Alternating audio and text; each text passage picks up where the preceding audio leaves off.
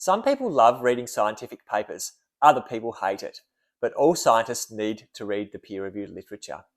On the Conservation Hackers blog today, I talk about the techniques you can use to read the peer-reviewed literature and how you can develop those techniques over time. And I'm just going to talk from personal experience about how I do it. So one of the reasons I'm an academic is because I absolutely love reading papers. I download hundreds of PDFs onto my Kindle each year to read. And it's one of the joys of me doing science, getting to learn about so many different areas and having all that knowledge accessible on my computer. An important thing for me when I'm reading a paper is to try and listen to what the authors are trying to say. So I don't go to a paper in the first instance just looking for a citation to support a quote I made in one of my papers I'm writing. And I don't go to papers in the first instance just looking for a particular number that I'm going to use in one of my models. First of all, I read the paper for what the authors are trying to say. It's important to listen to what the authors are trying to say because that means I can properly integrate my work with the rest of the literature. If I just read the paper trying to get a particular citation or quote or number, I might miss an important message and I won't have a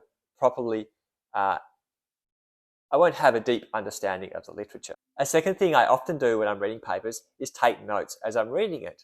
The process of taking notes helps me commit to memory the key messages and points in that paper. Something you won't find me doing is highlighting sections of papers. I don't find that highlighting is a particularly effective way to commit facts to memory. I think highlighting is just lazy note-taking. Highlighter can be useful if you want to highlight and then you've got to come back later on to follow up on key points.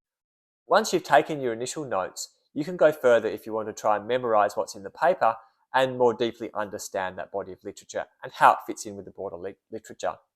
So something you can do is then try and synthesize the information in the paper.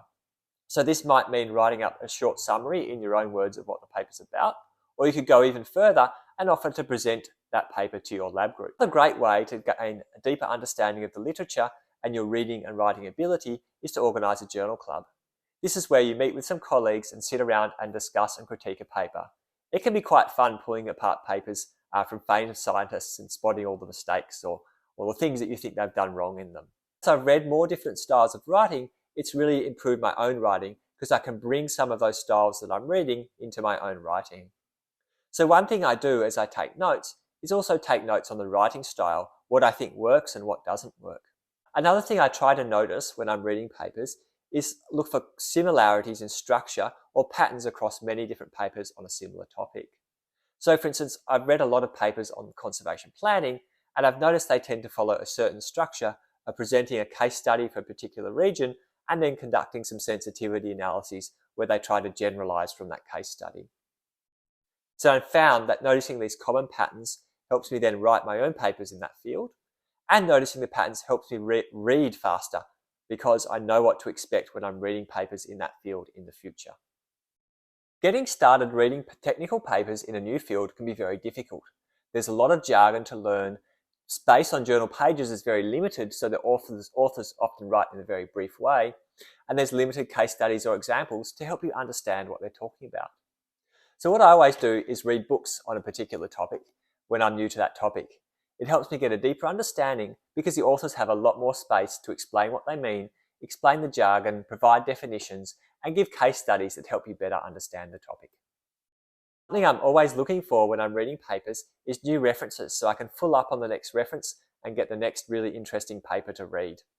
So I look at what people are citing, and also I might look through the reference list just to try and identify commonalities in references you see cited across a lot of different papers.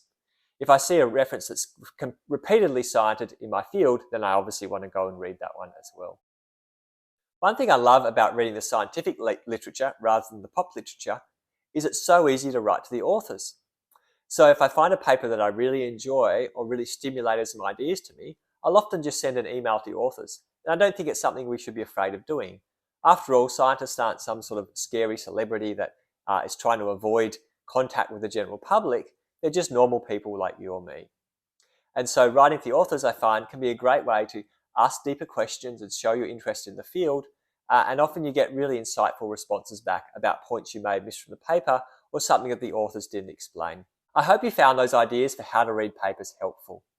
If you enjoyed this vlog, please give us a thumbs up on YouTube and share the vlog with your friends and colleagues. It's the #1 way we can reach more people. If you have your own ideas for tips about how you read papers, feel free to share them in the comment feed. I'll be happy to get the discussion started on that. Thanks for listening today.